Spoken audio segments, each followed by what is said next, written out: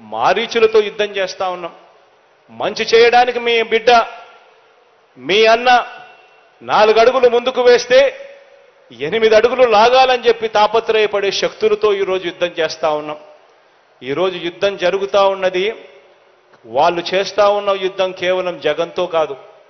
ప్రతి ఒక్కరూ ఆలోచన చేయండి. జగన్ అనే ఒక్కడు గన పక్కకు తప్పుకుంటే జరిగే నష్టమేమిటి అని చెప్పి ప్రతి ఇంట్లో ప్రతి తల్లి, ప్రతి తండ్రి, ప్రతి పాప, ప్రతి పిల్లాడు కూడా ఆలోచన చేయమని అడుగుతా ఉన్నా. జగన్ అనే వ్యక్తి ఒక్కడు పక్కకు పోతే ఇక పిల్లల చదువులు ఉండవు, గవర్నమెంట్ బడులలో ఇంగ్లీష్ మీడియం ఉండదు, పిల్లల చదువుల గురించి ఆలోచన చేసే మనస్తత్వం ఉండదు, 100% ఫీజు రీయింబర్స్మెంట్ కథ దేవుడెరుగు, పిల్లలను పట్టించుకునే పరిస్థితి ఉండదు. విద్యారంగం గాలికి పోతుంది.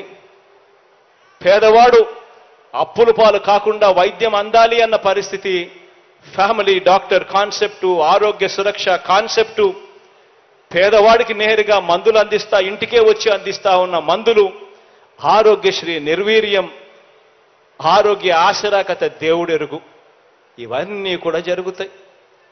వ్యవసాయం గాలికి ఎగిరిపోతుంది. రైతన్న పూర్తిగా కూడా చితకలబడిపోతాడు. అక్క చెల్లెమ్మల బతుకులు చిన్నాభిన్నమవుతాయి. ఆలోచన చేయమని అడుగుతా ఉన్నా. కేవలం పేదవాడికి తోడుగా నిలబడుతూ పేదవాడి భవిష్యత్ కోసం, పేదవాడి కోసం యుద్ధం చేస్తా ఉన్నది కేవలం మీ జగన్ మాత్రమే అని చెప్పి కూడా ఈ సందర్భంగా చెప్పడానికి గర్వపడతా ఉన్నా. అందుకే నేను ప్రతి ఒక్కరికి కూడా చెప్తా ఉన్నా, వాళ్ళు చెప్పే అబద్ధాలను నమ్మకండి, వాళ్ళు చెప్పే మోసాలను నమ్మకండి.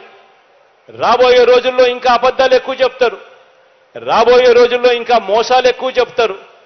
ప్రతి ఇంటికి కేజీ బంగారం ఇస్తామంటారు, ప్రతి ఇంటికి బెంజ్ కారు కొనిస్తామని కూడా చెబుతారు రాబోయే రోజుల్లో. కానీ ఆలోచన చేయమని అడుగుతా ఉన్నా, మీ ఇంట్లో మాత్రం ఎవరు మంచి చేశారు, ఎవరి హయాంలో మంచి జరిగింది అన్నది మాత్రమే ఆలోచన చేయమని కోరుతా ఉన్నా.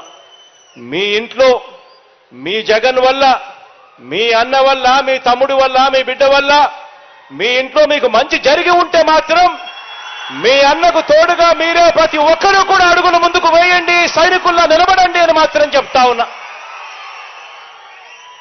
ఖచ్చితంగా నేను చెప్పే ఈ మాటలు గుర్తుపెట్టుకోమని చెబుతూ ఈ మంచి కార్యక్రమానికి ఇక శ్రీకారం చుట్టే కార్యక్రమం చేస్తా ఉన్నాం. దేవుడి దయా ప్రజలందరి చల్లని దీవెనతో ఇంకా మంచి చేసే కార్యక్రమం గొప్పగా రావాలి, జరగాలి అని కోరుకుంటూ, నా పక్కనే అనిల్ ఉన్నాడు.